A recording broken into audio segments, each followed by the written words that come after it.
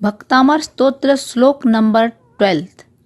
यही शांत राग रुचिभिः परमाणुभिस्त्वं निर्मापित स्त्री भुवनैक ललाम भूत तावन्त एव खलु ते प्यणवः पृथिव्यां यत्ते समानमपरं न हि रूपमस्ति।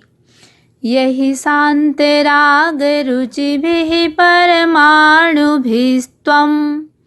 निर्मापितस्त्रिभुवनैकललामभूत तावन्त एव खलु ते प्यणवः पृथिव्यां यत्ते समानमपरं न हि रूपमस्ति। 12वें श्लोक में आचार्य मानतुंग कह रहे हैं, तीन जगत में असाधारण तिलक समान वीतराग आभा वाले जिन परमाणुओं से तुम्हारा निर्माण किया है वे परमाणु इस पृथ्वी पर उतने ही हैं, क्योंकि इस धरती पर तुम्हारे समान रूप वाला दूसरा कोई नहीं है। भक्तामर स्तोत्र श्लोक नंबर 13। वक्त्रं क्व ते सुर नरो रग नेत्रहारी निःशेष निर्जित जगत त्रितयोपमानं बिंबं कलंक मलिनं क्व निशाकरस्य यत् वासरे भवति पाण्डुपलाशकल्पम्। वक्त्रं क्व ते सुरनरो रगनेत्रहारी निःशेष निर्जित जगत्त्रितयोपमानं बिंबं कलङ्कमलिनं क्व निशाकरस्य यद्वासरे भवति पाण्डुपलाशकल्पम्।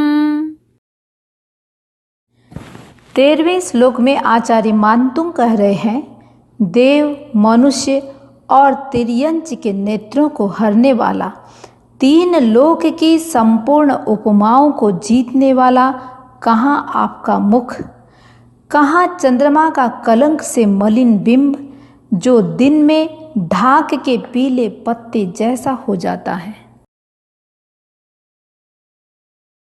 भक्तामर स्तोत्र श्लोक नंबर 14।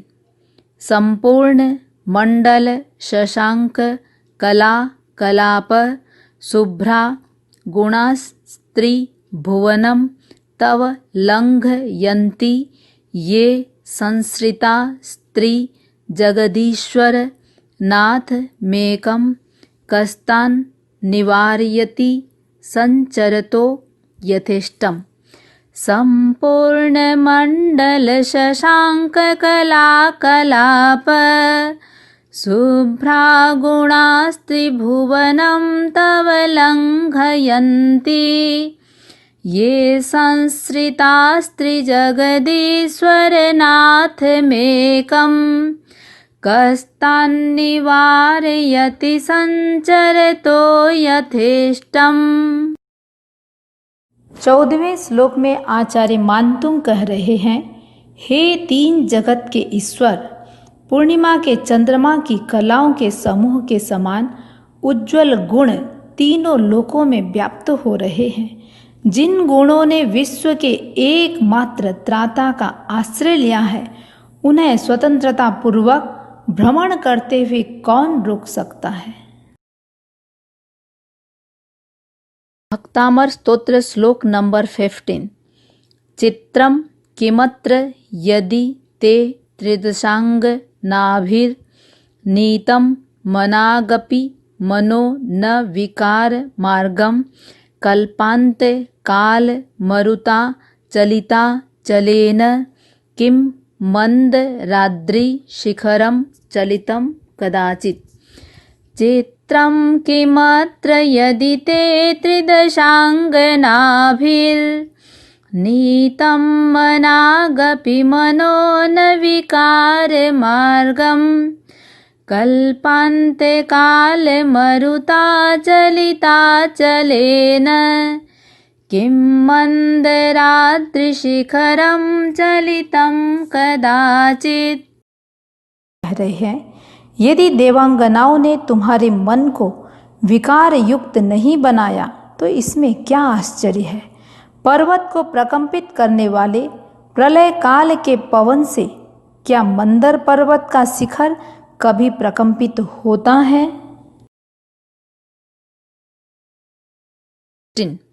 निर्धूम वर्ति रप वर्जित तैल पूरः कृत्स्नं जगत् त्रयमिदं प्रकटीकरोसि गम्यो न जातु मरुतां चलिता चलानां दीपो परस्त्वमसि नाथ जगत् प्रकाशः।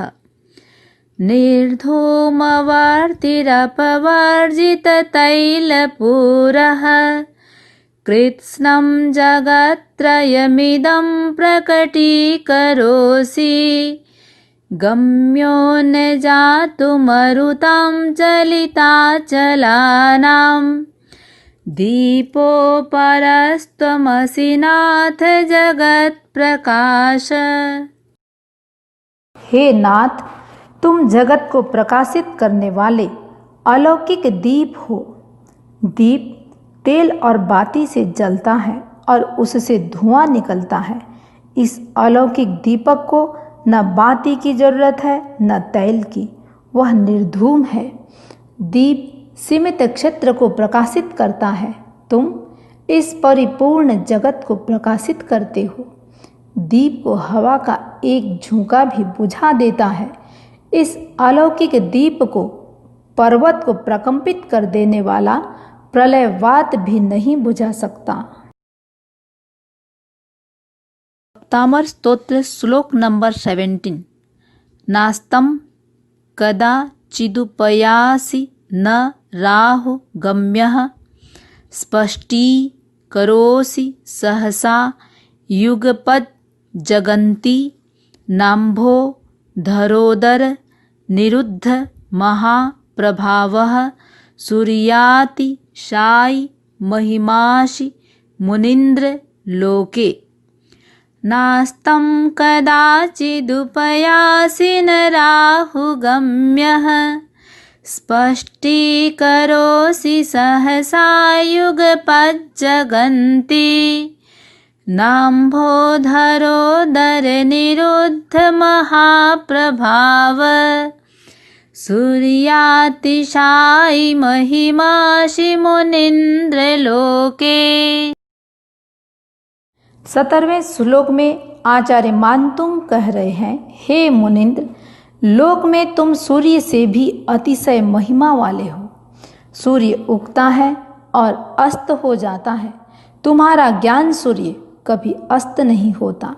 सूर्य राहु का ग्रास बनता है, तुम्हारा ज्ञान सूर्य राहु से ग्रसित नहीं होता। सूर्य सीमित क्षेत्र को प्रकाशित करता है, तुम्हारा ज्ञान सूर्य तत्काल एक साथ 3 लोकों को प्रकाशित करता है। सूर्य बादलों की ओट में छिप जाता है, तुम्हारे ज्ञान सूर्य का महान प्रभाव कभी आच्छन्न नहीं होता। भक्तामर स्तोत्र श्लोक नंबर 18। नित्योदयं दलित मोह महान्धकारं गम्यं न राहु वदनस्य न वारिदानां विभ्राजते तव मुखाब्ज मनल्प कांति विद्योतयज जगद पूर्व शशांक बिंबम। नित्योदयं दलित मोह महान्धकारं गम्यं न राहुवदनस्य न वारिदानां विभ्राजते तव मुखाब्जमनल्पकान्ति विद्योतयज्जगदपूर्वशशाङ्कबिम्बम्।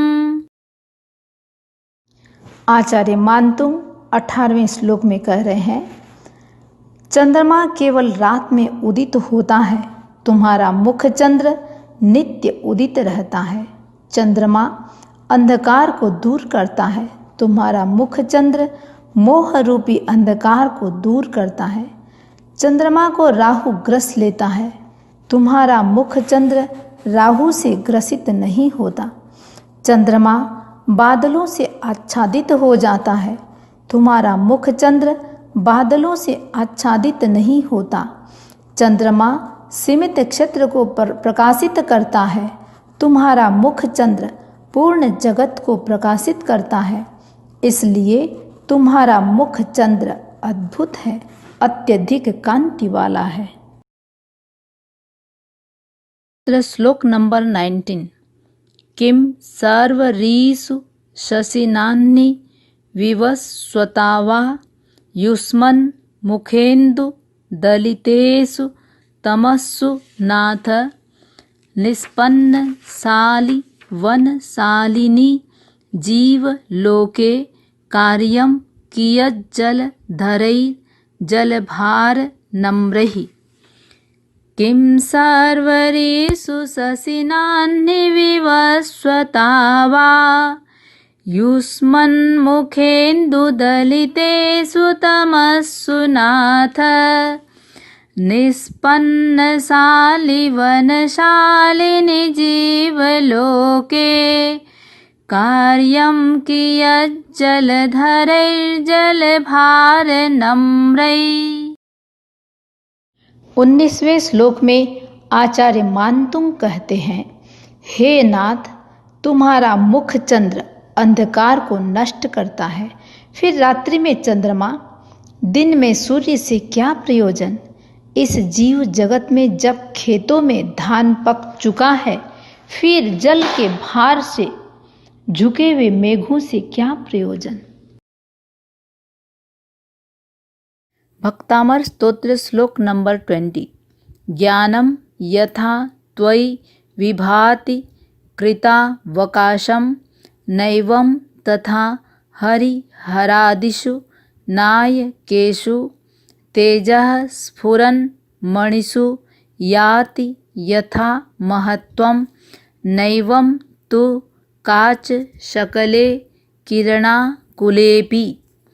ज्ञानं यथा त्वयि विभाति कृतावकाशं नैवं तथा हरिहरादिषु नायकेषु तेजः स्फुरन् मणिषु याति यथा महत्त्वं नैवं तु काचशकले किरणाकुलेऽपि। आपका आश्रय लेने वाला ज्ञान जैसा आप में सुशोभित होता है, वैसा हरिहर आदि नायकों में नहीं। मणियों में स्फुरित होते हुए तेज का जैसा महत्व होता है, वैसा सूर्य की किरणों से चमकते हुए कांच के टुकड़ों में नहीं। भक्तामर स्तोत्र श्लोक नंबर 21। मन्ये वरम हरिहरादय एव दृष्टा दृष्टेषु येषु हृदयं त्वयि तोषमेति। किं वीक्षितेन भवता भुवि येन नान्यः कश्चिन्मनो हरति नाथ भवान्तरेऽपि। मन्ये वरं हरिहरादय एव दृष्टा दृष्टेषु येषु हृदयं त्वयि तोषमेति। किं वीक्षितेन भवता भुवि येन नान्यः कश्चिन्मनो हरति नाथ भवान्तरेऽपि। मानतुंग कहते हैं, मैंने आपको देखने से पहले हरि हर आदि को देख लिया, यह अच्छा हुआ ऐसा मैं मानता हूँ। उनके सराग चरित्र को देखने के पश्चात तुम्हारा वीतराग चरित्र मुझे दोष दे रहा है। आपको देखने से क्या हुआ, एक विचित्र मनोदशा हो गई। हे नाथ, अब इस धरती पर मेरे मन को हरण करने वाला अन्य कोई नहीं है। इस जन्म में क्या, भवांतर में भी कोई मेरे मन का हरण नहीं कर सकता। 2 स्त्रीणां शतानि शतशो जनयन्ति पुत्रान् नान्या सुतं त्वदुपमं जननी प्रसूता सर्वा दिशो दधति भानि सहस्ररश्मिं प्राच्येव दिक् जनयति स्फुरदंशु जालम्। स्त्रीणां शतानि शतशो जनयन्ति पुत्रान् नान्या सुतं त्वदुपमं जननी प्रसूता सर्वा दिशो दधति भानि सहस्ररश्मिं प्राच्येव दिक् जनयति स्फुरदंशुजालम्। आचार्य मानतुंग ऋषभ की माँ की स्मृति करते हुए कहते हैं, प्रभो, धन्य है आपकी माता को जिसने ऐसे अनुपम पुत्र को जन्म दिया। सैकड़ों हजारों स्त्रियां पुत्र का प्रसव करती है, किंतु किसी माता ने ऐसे पुत्र को जन्म नहीं दिया जो आपकी तुलना में आ सके।